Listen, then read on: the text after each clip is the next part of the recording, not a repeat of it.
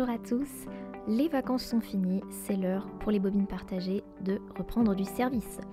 Comme les années précédentes, une seule mission anime ce podcast, vous conseiller de super films en vous donnant les clés pour entrer dans ces œuvres, que vous soyez cinéphile aguerri ou en devenir.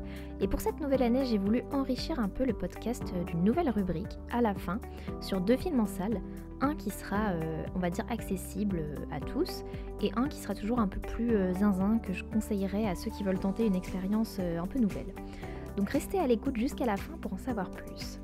Avant ça, le programme du jour, Le silence autour de Christine M, un film néerlandais signé par Marlène Goris, un film qui a fait date dans la culture féministe. 3 femmes a priori banales assassinent un homme sans raison. Une psychiatre est chargée d'évaluer leur cas. Sont-elles folles? Pourquoi un tel meurtre? Comprend-on davantage le message du film si on est une femme plutôt qu'un homme? Le film reste mystérieux, alors à nous de l'élucider aujourd'hui. Les bobines partagées épisode 20, c'est parti. Alors c'est qui cette Marlène Goris? En savoir très rapidement un peu plus sur elle permettra peut-être d'expliquer son film. C'est une réalisatrice qui est toujours vivante, elle est née dans les années 40 aux Pays-Bas. Et à ce moment-là, le cinéma néerlandais est surtout connu pour un seul homme, Paul Verhoeven, qui sera bientôt appelé pour les États-Unis pour réaliser Robocop, Total Recall, Basic Instinct ou encore Showgirls. Les Pays-Bas, c'est un petit pays de cinéma. Il y a peu de films qui sortent chaque année, les budgets sont pas gigantesques, donc c'est important à garder en tête quand on voit Le silence autour de Christine M. Marlène Goris, elle écrit un jour un scénario pour une cinéaste qu'elle aime bien, qui s'appelle Chantal Akerman. Parenthèse rapide, parce que j'ai dédié un épisode entier des bobines partagées à cette réalisatrice belge, je vous y renvoie. En 3 mots, pour ceux à qui ce nom ne dit pas grand-chose, Chantal Akerman, c'est une réalisatrice plutôt intéressée par le temps long, par la lenteur, par les personnages mélancoliques. C'est un cinéma qui est très intérieur, je dirais. Son film le plus connu, c'est sûrement Jeanne Dielman, qui est sorti en 1975, un grand film sur la charge mentale des femmes. Donc notre Chantal Akerman, elle va dire à Marlène Goris j'aime bien cette histoire que tu me proposes, mais je pense que tu devrais le réaliser toi-même. Goris se lance et ça donne Le silence autour de Christine M, sorti en 82. Dès sa sortie, le film fait scandale, vous allez très vite comprendre pourquoi. Alors, pour rappeler un peu l'histoire, dans une boutique de vêtements, 3 femmes qui ne se connaissaient pas lynchent le vendeur sans se concerter, un homme donc, et elles le tuent sous les yeux des autres clientes qui laissent faire. La psychiatre qui les ausculte va conclure à leur plein discernement, donc à une absence de folie. Nous, en tant que spectateurs, on suit d'abord chacune des 3 femmes dans leur quotidien avant leur arrestation, et puis on s'attache à la psychiatre lors de ses entretiens avec les 3. Alors justement, qui sont ces mystérieuses meurtrières? Alors d'abord on a Annie, gouailleuse, gérante d'un café, puis Andrea, plus frivole on va dire, une secrétaire très compétente d'une entreprise entièrement composée d'hommes, et puis on a Christine. Christine est femme au foyer, mère de 3 enfants, et elle ne parle pas. Elle reste mutique face aux questions de la psychiatre, mutique aussi lors du procès. Alors quand le film sort, il est remarqué par la critique, mais il divise. Certains trouvent que le film ne condamne pas assez les meurtrières, il parle de rage féminine, et d'autres restent bloqués sur cette fin assez étrange quand même, au procès, où les 3 femmes éclatent de rire au moment de leur jugement. Le film a l'air de ne rien expliquer, et pourtant c'est dans ce silence qu'il dit tout.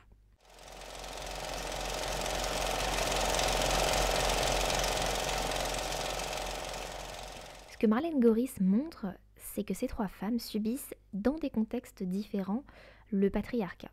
Donc pour le dire autrement, la société les maintient dans une place inférieure aux hommes, pour la seule raison qu'elles sont des femmes. Christine subit une charge mentale chez elle, elle doit s'occuper de tout, de la maison, des enfants, sans que son mari l'aide. Andrea, autre exemple, la secrétaire donc, tente de s'imposer à une réunion, elle est tout de suite coupée, gentiment remise à sa place par un homme. Ce qu'on appelle aujourd'hui le mansplaining, lorsqu'un homme explique à une femme ou à la place d'une femme ce qu'elle sait en réalité mieux que lui. Là ce sont des micros-exemples, mais le film, sans coup d'éclat, sans grand discours, suggère que ce rabaissement des femmes s'accompagne de violences plus grandes encore. Et cette violence, ce mépris continuel subi par les femmes, ce systématisme, tout ça est accepté socialement, toléré, encouragé même par certains hommes, sans justification, parce que c'est comme ça semble normal qu'une femme soit inférieure à un homme. Et comme la violence contre les femmes ne s'explique pas, ne se justifie pas, mais est là, comme ça, sans raison, ben Marlène Goris, ça donne pas non plus de raison à ce meurtre, en fait. Ce meurtre, c'est la réponse la plus violente à cet état systématique inférieur de la femme. Le meurtre devient la seule réponse possible à l'oppression, la seule résistance au patriarcat, à des milliers d'années d'oppression injustifiée. Parce que si on opprime toutes les femmes sans raison, pourquoi pas tuer un homme qui représenterait tous les autres? Le film montre aussi une sororité, une solidarité féminine complètement intériorisée, qui va de soi, comme si les femmes avaient tellement en fait conscience du patriarcat et de la violence qu'elles subissent, qu'elles en deviennent unies, unanimement si je puis dire, contre les hommes. C'est donc un film qui est un peu séparatiste, hein, qui oppose vraiment hommes et femmes. Alors, c'est quand même un programme un peu radical, hein, on est d'accord là-dessus. Je dis pas que je soutiens forcément cette thèse élaborée par le film, mais de toute façon, c'est toujours plus intéressant, il me semble, de voir des films avec lesquels on n'est pas d'accord. Et puis, ce que j'essaie de suggérer avec ce film, c'est qu'on n'a pas attendu les années 2020 pour proposer des critiques violentes du patriarcat. Dans l'histoire du cinéma, il y a toujours eu des voix libres, des cinéastes engagés, des femmes artistes dissidentes qui saisissent une injustice de leur époque et proposent ici une table rase. Alors attendez-vous quand même à un film assez lent, mais assez magnétique, grâce à la musique et au jeu des 4 actrices principales, qui oscillent tout le temps entre un jeu assez réaliste et quelque chose d'un peu mystérieux, d'un peu un grain de folie bizarre qu'on n'explique pas. Et donc plus tard, ce film, il permettra à Marlène Goris de continuer sa carrière dans le cinéma et de continuer ses combats par le cinéma, notamment ses combats féministes. Elle représentera aussi la communauté homosexuelle dans son œuvre, elle-même étant lesbienne. Et d'ailleurs, elle a réalisé un épisode de la série The L Word qui marque un peu un renouveau dans la représentation des lesbiennes sur petit écran. Marlène Goris n'est pas forcément une figure très connue du grand public, malgré le fait qu'elle a remporté l'Oscar du meilleur film étranger pour Antonia et ses filles. Mais je pense que son œuvre pourrait en intéresser plus d'un, par la pertinence des questions qu'elle aborde, la singularité de son regard sur le monde, un regard assez radical, et aussi esthétiquement, avec le film du jour par exemple, parce qu'elle a une très grande précision, une très grande finesse avec laquelle elle filme les personnages, et notamment les personnages féminins. Dites-moi en commentaire si vous avez vu ce film, ce que vous en avez pensé, et si vous avez en tête d'autres œuvres qui pourraient prolonger ce débat. Y a-t-il des films que l'on comprend mieux quand on est un homme ou une femme? Hâte de lire vos réponses.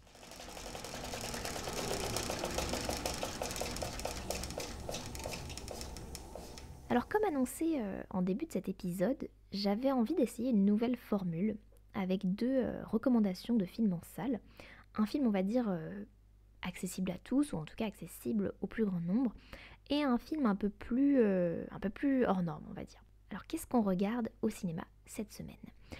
Si vous avez envie d'un film réconfortant, qui console, qui répare les liens brisés entre les proches, je vous conseille Valeurs sentimentales de Joachim Trier, le Grand Prix au Festival de Cannes. Joachim Trier, c'est un réalisateur norvégien. Il est connu en France, je pense, pour Oslo 31 août, que je n'ai pas encore vu mais que j'ai très hâte de voir, et Julie en 12 chapitres, que pour les coups j'ai vu et que j'avais pas trop aimé, je dois avouer. Mais là, avec Valeurs sentimentales, il m'a vraiment cueilli. C'est un film sur 2 sœurs, dont une est comédienne au théâtre, qui voient revenir leur père, un réalisateur de films. Ça donne un long métrage sur la famille qu'on aime et qu'on déteste en même temps, qu'on perd et qu'on retrouve. C'est un film visuellement splendide, qui s'articule autour de la maison familiale, qui est le lieu de toute leur histoire. Et c'est tellement... vraiment, c'est un film tellement parfait que c'est presque un peu mécanique, je trouve, presque trop bien huilé parfois. Très satisfaisant, j'oserais même dire. Donc certains trouveront peut-être le film artificiel, trop cinématographique pour être vrai, mais je pense honnêtement que la plupart des gens, et je m'inclus totalement là-dedans, se laisseront embarquer par cette histoire vraiment douce et belle, qui lorgne du côté de Bergman, je pense, notamment après la répétition, mais en moins sec, en moins violent, en plus réconfortant. Donc Valeurs sentimentales, c'est peut-être le film un peu valeur sûre, si j'ose le jeu de mots un peu nul, qui est susceptible de plaire au plus grand nombre, à vous peut-être. Alors si vous êtes en quête d'un film qui sort vraiment des sentiers battus, je vous conseille plutôt Fantôme utile, le premier film du Thaïlandais Ratchapoom Boonbouchachoke, dont j'ai bien dû écorcher le nom comme il faut, désolé. C'est une histoire un peu folle de morts qui reviennent sous forme d'aspirateurs. Pourquoi? Parce qu'il s'agit surtout d'ouvriers, tués par l'usine d'appareils électroménagers qui viennent hanter leur patronne. Mais Fantôme utile, c'est bien plus que ça, et je voudrais pas trop spoiler. Alors dans les grandes lignes, c'est aussi une histoire de deuil, d'exploitation humaine, de révolte, de rêve, de récits officiels qui ne passent pas. C'est un film extrêmement dense, peut-être un peu trop dense. La deuxième partie s'essouffle beaucoup, le rythme est parfois un peu longuet, mais le film fonctionne aussi comme ça, sur un ton loufoque et froid en même temps, ce qui est un mélange assez étonnant. Donc si l'aventure vous tente, je vous le conseille vivement. C'est un récit qui allie un propos intime fort, notamment queer, et un discours politique très cohérent.